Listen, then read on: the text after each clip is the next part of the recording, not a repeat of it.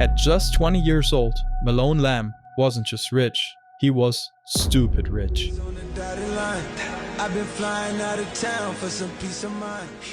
We're talking G-Wagons, Lamborghinis, Ferraris. And when he hit the clubs, he didn't just buy drinks, he bought the whole f***ing club. The best part, he wasn't a tech genius. He didn't build a $1 billion startup or started buying Bitcoin in 2015. He just woke up one morning, ran a quick little scam and walked away with over $230 million in Bitcoin. We got it! Oh my god! Way. Oh my god! Oh my god! $242 million! No hacking, no coding, no mining. Just one simple email, a little social engineering, and a pair of steel balls to pull off one of the biggest crypto heists in history. So, how does a random 20-year-old go from zero to Bitcoin millionaire overnight? And more importantly, did he actually get away with it? This is the insane story of how a Minecraft kid named Malone Lamb stole over $230 million in crypto.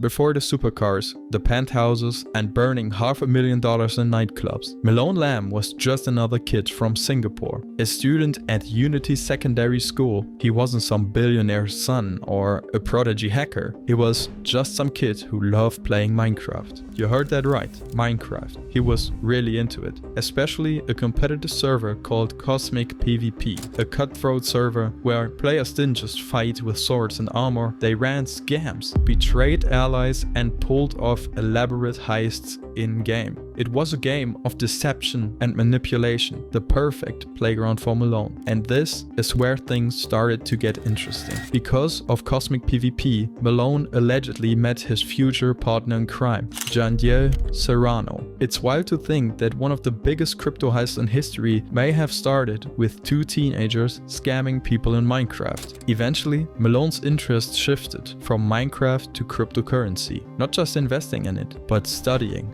the whole system. How wallets worked, how transactions were tracked, and how people actually made money. But most importantly, how people got scammed. He spent hours on Reddit and Discord watching people lose their life savings to fake meme coins, phishing attacks, and shady deals. Soon, he realized there was more money to be made in stealing Bitcoin than actually trading it.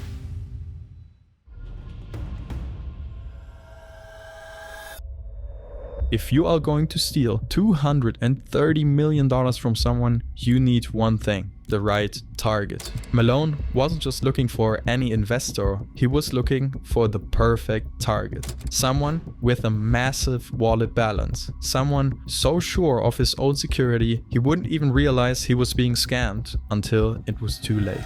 And eventually, Malone found him. Sam Lessin, a Silicon Valley pioneer, the man who built, invested in, and scaled some of the most powerful tech companies in the world. Lessin wasn't just some crypto bro riding the Bitcoin wave. He was an architect of digital economy, one of the guys pulling the strings behind the scenes. And he wasn't just rich, he was rich. His net worth was estimated to be in the billions. But think about it for a second. If you're going to scam someone in the crypto space, wouldn't Sam Lessin be one of the worst targets you could choose? To say this guy understood tech security would be a huge understatement. Strong passwords and layers of security. I mean, his wallet must basically look like Fort Knox, right? But here's the thing about security. It doesn't matter how many firewalls, passwords, or encryption layers you have if you're just going to hand over the keys.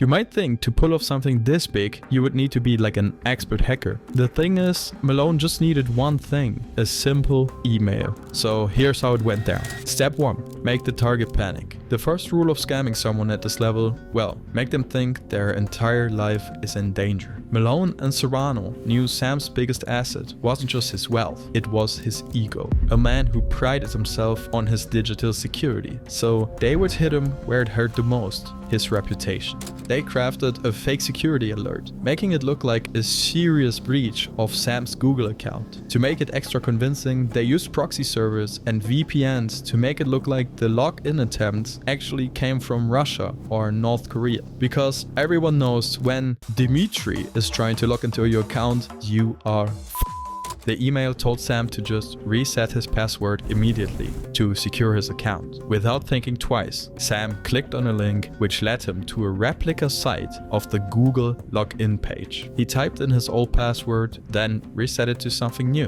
He just handed Malone his password on a silver platter. Step 2. Gain access. Malone and Serrano had the keys to the kingdom. They logged into Sam's accounts and went straight to work, digging through everything they could find on him. Emails, files, messages, and finally, they struck gold. Bank statements, exchange logs, and most importantly, backup recovery codes for his crypto wallets. These were like the holy grail. With the codes in hand, they bypassed every single layer of security Sam had set up. They logged into his wallets and transferred the funds into smaller wallets they had prepared before. By scattering around the funds, they thought it would be much harder to track these movements of Bitcoin. And just like that, in a couple of hours, $230 million in Bitcoin were gone from Sam's accounts. No alarms, no bank fraud alerts, no red flags, nothing. Just one copy paste and a 20-year-old Minecraft player was suddenly one of the richest people on the planet.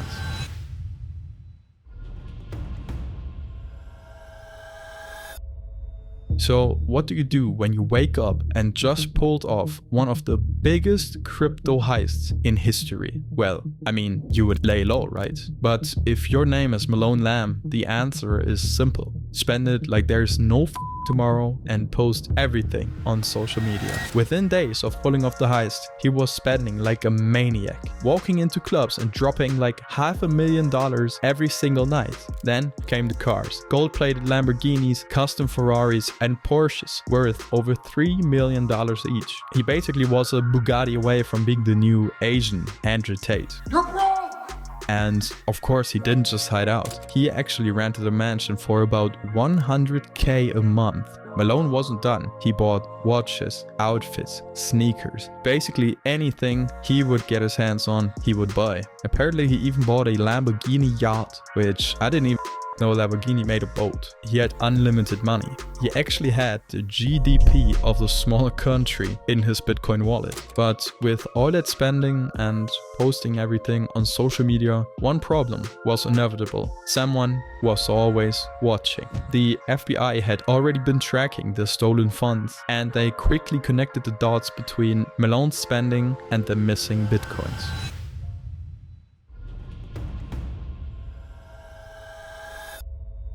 After Sam had contacted authorities, they soon began to follow the money trail. And here's what they found. A $230 million Bitcoin transaction that drained Sam's wallet. The funds were immediately broken up and sent through mixed services to hide the origin. But Malone and Serrano were sloppy. They moved massive amounts of money through exchange sites to cash out. It was obvious, it was dumb, it was just like they had planned this whole thing in Minecraft. And so it didn't take long for the FBI to catch on. Bitcoin isn't actually as anonymous as people think. Every transaction is recorded on the blockchain and stays there forever. On one September morning in 2024, Malone gets woken up.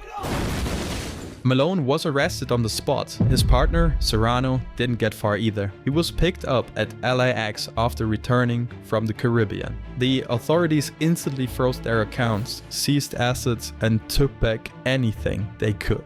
Everything they bought was gone. As of this video's release, Malone and Serrano are still awaiting trial. The best we can do is give you a rough estimate of what they're looking at. Wire fraud charges, 20 years in prison. Money laundering, 20 years in prison. And identity theft Probably another 5 to 10 years in prison. And of course some hefty fines for all the damage they have caused. Not actually all of the $230 million were tracked. Authorities are hunting the millions that are still unaccounted for. Maybe Malone wasn't that dumb after all and he hid all the money in order to leverage it for a lighter sentence. Or maybe he was dumb and the money is just sitting somewhere in a cold storage, waiting for someone to find it.